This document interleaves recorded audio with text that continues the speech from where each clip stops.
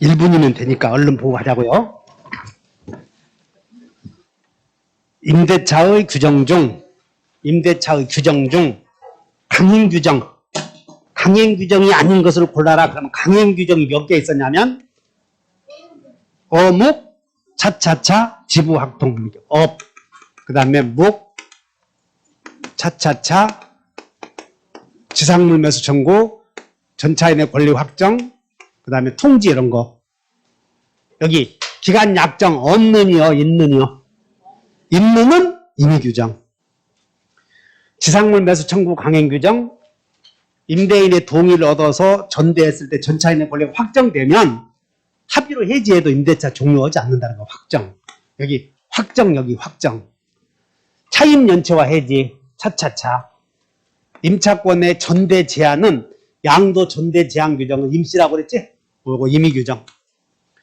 그래서 강행 규정이 아닌 것을 골라라. 기업권, 미음본 이렇게 외워줘야 돼. 꼭 나오니까 이런 것들은. 그 다음에 임차인은 임대인 갑의 동의 없이 X 건물을 병에게 전대하였다. 갑을 병. 임차인은 했더니 동의 없이 병에게 전대하였다. 동의 없이. 그러면 쉬워. 임대인은 전차인에게 물부손중 뭔짓만 할 수 있어. 물만 있다 이렇게. 임대인은 임차인에게 물부손중. 그래서 갑은 임대인의 동의 없이 했으니까 귀책 사유 있지? 그럼 해지할 수 있지. 하거나 말거나 해지권이 있다. 둘째, 을과 계약을 해지한 갑은 병에게 건물 반환 청구할 수 있다. 물청이 있다. 그 말이야. 물청. 물부손중. 물만 있다. 이렇게 외워야 돼. 셋째, 갑의 동의가 없는 경우 병의 을에 대한 계약 해제권. 여기서 갑이 동의를 안 해주면 병은 을에게 담보 책임 물을 수 있다는 거예요.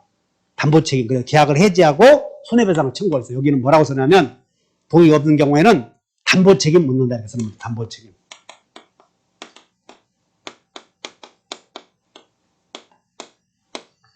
그 다음에 임대차 존속 중 갑은 병에게 해지하지 않고 존속 중 부당이득 청구권 있어 없어요? 물부손중 물만 있다 이렇게 하라고. 물부손중 물만 있다. 자, 여기 본다. 물부손중 물만 있다. 그래서 니을번은 인정되지 않는다. 인정되지 않는 거.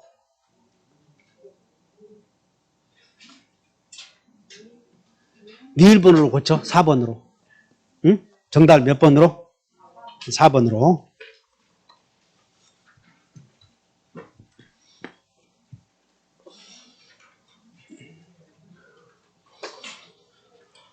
그 다음에 을은 갑의 토지를 임차하여 지상의 건물을 축조하고 보존 등기에 마쳤다 이런 말이 나오면 대항력을 갖추었다 그런 뜻이야.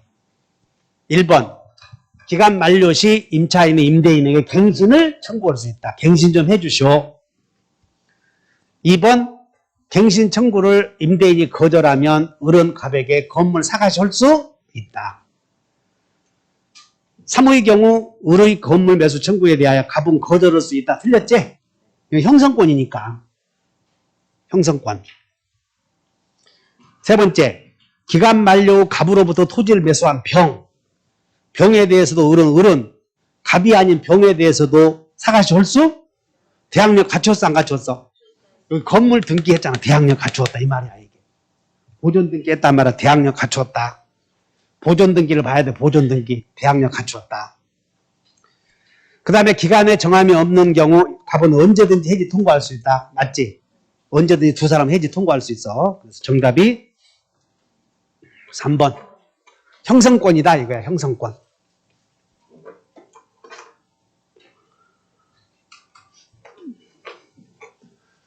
X토지와 Y주택의 소유자 갑으로부터 주택을 임차한 을은 대항요건과 확정일자를 갖추었다. X토지와 Y주택의 소유자 갑으로부터 을이 건물을 임차하여 대항요건을 갖추었다. 1번 토지만을 매수한 병에 대하여 을은 토지만을 매수한 병에게 보증금 내놓으실 수 없다. 맞고 그 다음에 이거 빠졌는데 여러분들 보증금 채권은 임대차에서 보증금은 요소가 아니기 때문에 보증금을 지급한 경우 보증금 채권만 따로 양도할 수 있어. 보증금 채권만. 근데 보증금 채권만 따로 양수한 사람은 임차권이 없는 자니까 우선 변제권을 승계할 수 없다는 것이야, 이게. 근데 다만 은행법에 따른 은행이 임차인의 보증금 채권을 계약으로 양수한 경우 임차인의 우선 변제권을 승계한다. 이거 예외적이야, 예외적으로. 따라서 금융기관은 우선 변제권을 승계할 수 있다 하시면 돼. 다른 데는 안 돼. 원칙은 안 되지만 누구만 된다? 은행은 된다 하시면 돼.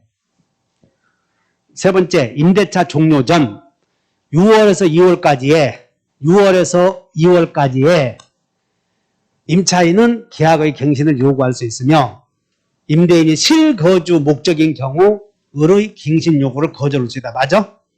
맞다. 자, 저당권이 설정된 주택을 임차했대. 여기 잘 봐야 돼. 저당권이 설정된 주택을 임차한 을은 대항력 없는. 후순위 저당권자 경매 실행했을 때 경락인에게 대항할 수 없다 해야지. 있다 X. 임차인의 우선 변제권은 토지의 환가 대금에도 미쳐 안 미쳐?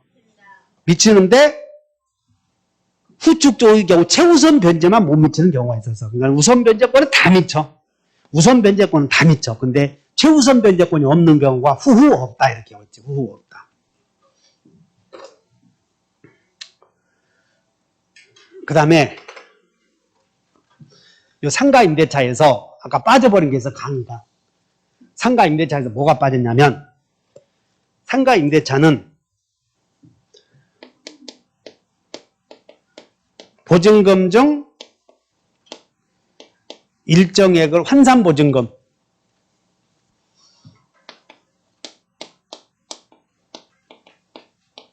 환산보증금을 초과해야 돼? 초과하지 말아야 돼? 초과하지 말아야 상인법의 적용을 받았잖아. 9억 이하인 경우에. 맞지? 그런데 초과한 경우에도 상인법의 규정 중 예외적으로 몇 개만 적용되는 경우가 있다. 이걸 빼버렸던 거야. 내가 강의를 못해서. 그다음에 초과하는 경우에도 상인법이 적용되는 규정이 있어. 초과하는 경우 적용되는 상인법. 이게 뭐냐면 계약력, 그 다음에 권리금 회수, 그 다음에 3기 연체, 그 다음에 갱신 요구. 상가 임대차에 적용을 안 받는 상가 건물임에도 상가 임대차에 적용을 받으려거든 보증금이 초과해야 돼? 초과하지 않아야 돼? 초과하지 않아야 상인법에 적용을 받으면 아까 뭐 인사 신청하면 대항력이 생긴다고 하지 않아서 그런 규정이 적용되는 게 3개 있다는 거예요. 그러면 서울에서 10억인 경우 10억의 경우에는 상인법에 적용을 안 받지.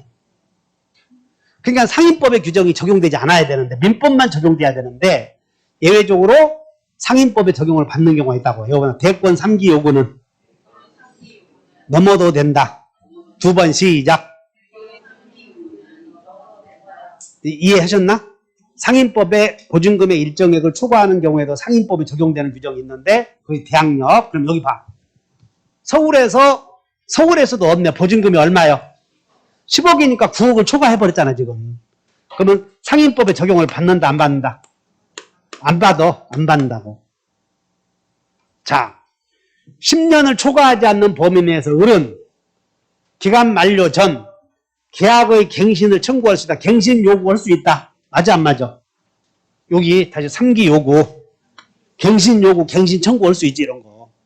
요건 적용된다니까. 2번 가불간의 임대차 기간을 몇 개월로 정했어? 그럼 6개월로 정하면 6개월로 정해져 1년이 연장이 돼. 여기는 상가 임대차 적용을 안 받으니까 1년 미만으로 정한 경우 상인법에 적용을 받으면 1년이 되잖아. 1년. 근데 여기 적용이 안 되니까 6개월을 정하면 갑은 그 기간이 임대인도 임차인도 다 유효하다고 주장할 수 있다. 맞고. 자, 임대차 종료 후 보증금 반환받지 못한 임차인은 임차권 등기 명령 제도. 여기 있어 없어 명령 제도. 없잖아. 이건 적용이 안 되지 이런 건. 등기 명령 제도는. 알아들어 뭔 얘기인지? 없다. 맞고.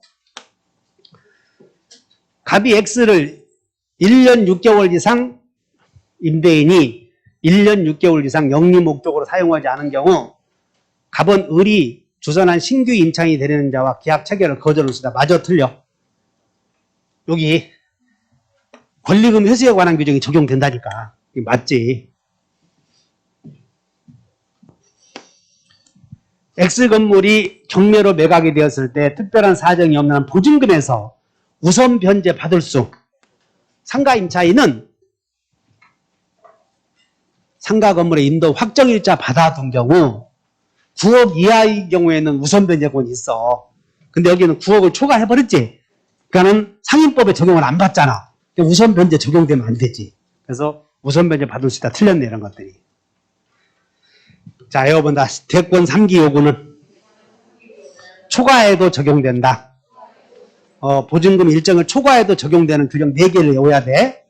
대항력, 권리금 회수에 관한 규정, 그 다음에 3기 연체 시 해지 규정, 그리고 갱신 요구할 수 있다는 규정은 넘어도 적용된다. 자, 아까 요걸 강의했어야 되는데 잊어버렸어요, 이놈의 게. 요거 남은 사람들은 기억하시면 돼요.